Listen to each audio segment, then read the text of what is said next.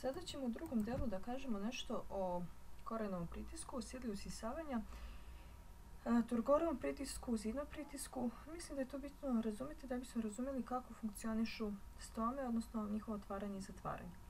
Kada pričamo o korenovom pritisku, korenov pritisak to je sila koja vodu iz korenovog sistema potiskuje naviše. I sad, ukoliko je, na primjer, u vakuoli velika koncentracija mineralnih soli, šećera i drugih osmotski aktivnih supstanci, dakle, unutar ćelije je velika koncentracija supstanci, mi kažemo osmotski pritisak je visok. I kada se ćelija nađe, recimo, u razloženom rastvoru, voda teži da uđe u ćeliju i u vakuolu kako bi razblažilo sada tu koncentrovanu sredinu. I šta se dešava? Vakuola se širi, što imamo ovdje prikazano, kada voda ulazi, širi se, potiskuje citoplazmu uz ćelijski zid i sada ćelijski sadržaj vrši pritisak na ćelijski zid, a taj pritisak ćelijskog sadržaja na ćelijski zid zove se Turgorov pritisak. Ćelijski zid, on je elastičan i on se isteže, ali samo do određene granice. Ubrzo, usled toga što više ne može da se istekne, on počinje da se odupire pritiskanju od strane ćelijskog sadržaja i deluje svojim pritiskom koji se zove zidni pritisak, i taj zidni pritisak je isti po veličini kao Turgorov, samo suprotno usmeren. Uloženje vode tako zavisi i od Turgorovog pritiska, zidnog pritiska i zapravo osmotskog pritiska, i razlika osmotskog i zidnog pritiska zove se sila usisavanja. Kada je količina vode u ćeliji mala, kada voda još ne ulazi, ta ćelija je izrazito koncentrovana, odnosno ćelijski sok u vakuoli je koncentrovan i kažemo osmotski pritisak je tada najviši. Šta se onda dešava? Pošto voda ne ulazi, nema toga da se vakuola širi, pritiska citoplazmu, ne dolazi do nastanka Turgorovog pritiska, nema ni zidnog, pa su oni ravni nuli. Tako kad je zidni nula, onda sila usisavanja iz ove formule slijedi da je jednaka samo osmotskom. Kada ćelija počne da prima vodu, znači voda počne da ulazi da bi sada razblažila tu koncentrovanu sredinu vakuoli i taj ćelijski sok, sve se ono dešava, što se rekla, vakuola se širi, potiskuje citoplazmu, ćelijski sadržaj pritiska ćelijski zid, nastaje Turgorov pritisak i u jednom trenutku se Turgorov pritisak i osmotski izjednače. A kako smo rekli da će i ćelijski zid da se opire pritisku od strane ćelijskog sadržaja svojim pritiskom koji je iste veličine kao Turgorov, samo suprotno usmjeren, znamo da je Turgorov jednak zidom. Kako je Turgorov jednak zidom? U jednom trenutku kad se izjednače Turgorov i osmotski, pa jednak je i zidni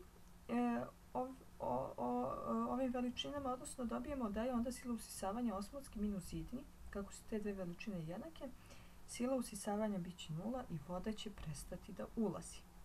I po ovom principu funkcioniše i otvaranje i zatvaranje stoma, kao i usvajanje vode iz zemljišta i transport do nadzemnih delova biljaka. Kako se sada voda kreće do listova iz korena? Kad smo pričali o tkivima, rekli smo koren se sastoji od rizodermisa, kore, centralnog cilindra i ovdje je prisutna korenska dlaka. Kako voda ulazi? Voda se kreće preko korenske dlake, zatim do kore, onda dolazi do granice između kore i centralnog cilindra, odnosno sloja ćelija endodermisa, i tu postoji jedan sloj tankih ćelija propusnica koje vodu šalju dalje do centralnog cilindra, tačnije do pericikla, parenhimskih ćelija centralnog cilindra i zatim u provodno tkivo ksilem i naviše ka nadzemnim delovima biljaka. Ali šta se tu tačno dešava? Pa ovdje vidimo da voda zapravo po tom principu osmoze i onom Turgorovom pritisku što smo malo prepričali se kreće iz ćelije u ćeliju. ali princip osmoze je tu glavni. Šta se dešava? Pošto je sada, ako je ovo ćelija korenske tlake, tu je velika koncentracija ćelijskog soka. Voda ulazi, teži da razblaži ovu sredinu i uspeva u tome. Sada je u ćeliji A sredina razblažena. U ćeliji B ćelijski sok je koncentrovan. Zatim iz ove ćelije A voda teži da razblaži ovu koncentrovanu sredinu u ćeliji B i ulazi u ćeliju B, razblažuje ih. Zatim je u ćeliji C koncentrovana sredina. Voda teži da razblaži, da uđe u tu ćeliju C kako bi razblažila tu koncentrovanu sredinu. I tako ide od ćelije do ćelije, razblažuje i doći će do provalnog snopića ksilema, odakle se kreće ka nadzemnim delovima biljke. Po ovom principu funkcioniše i otvaranje i zatvaranje stoma. Da vidimo prvo šta čini stomin aparat. Stomin aparat čini stomin duplja, otvor koji se nalazi ispod pasuljastih ćelija zatvaračica. Ćelije zatvaračice imaju ventralne, zadebljale i dorsalne ili leđne tanke zidove i okolo su ćelije, oko tih ćelija zatvaračica nalaze se susedne ćelije ili ćelije pomoćnice. Tako da zajedno ćelije zatvaračice, ćelije pomoćnice i stomina duplja čine stomin aparat. I stome, to su zapravo sitni otvori na listovima biljaka i što one rade? Pa služe i za transpiraciju, ali i za razmjenu gasova i zapravo služe i za respiraciju. Ta respiracija je razmjena gasova. Po kom principu se dešava otvaranje i zatvaranje stoma? Zatvaranje, evo kako se dešava otvaranje stoma, evo vakuole, kada to je ćelijski sok koncentrovan i onda će voda da ulazi u ćeliju vakuolu težeći da razblaži tu koncentrovanu sredinu. Vakuola se širi, potiskuje citoplazmu, ćelijski sadržaj pritiska ćelijski zid i onda se ovi tanki dorzalni leđni zidovi ćelija zatvaračica pomeraju, rastežu i za sobom povlače ove ventralne trebušne zadebljale zidove i stoma se otvara. U protivnom, kada se Turgorov pritisak počne da se smanjuje, u tom trenutku će da se ćelijski zidovi vraćaju u prvobitni položaj ili recimo kada voda počne da ulazi u susedne ćelije ili ćelije pomoćnice koje će također početi njihov ćelijski zid usled delovanja povećanja Turgorovog pritiska, odnosno pritiska ćelijskog sadržaja na ćelijski zid da se šire, one će da potiskuju ove tanke zidove, stome će da se zatvaraju. I kako se otvaranje i zatvaranje stoma dešava? Pa, odnosno u kojim uslovima?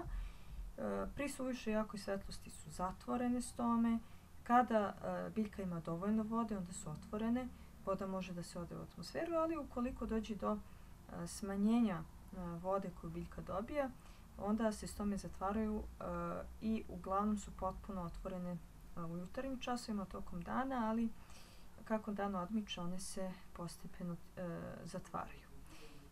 I evo kako izgleda to otvaranje i zatvaranje stoma. Ovdje vidimo da se, kako odlaze molekuli vode, vidimo ove tanke dorzalne leđne zidove koji će da se pomeraju i za sobom povlače ove zadebljale ventralne zidove i tada se stoma otvara, a suprotno, kada se Turgorov pritisak bude smanjivao, ovi zidovi se vraćaju u prvobitan položaj, jedan i drugi stoma se zatvara. I još jednom, ako su stome mogu biti prisutne samo na licu, samo na naličju, na licu i na naličju, stoga razlikujemo epistomatične listove, oni se nalaze na licu lista, hipostomatične na naličju i amfistomatični listovi su oni koji imaju stome i na licu i na naličju. Toliko o ovoj temi. Ako nešto nije jasno, pišite, pitajte. Hvala na pažnji.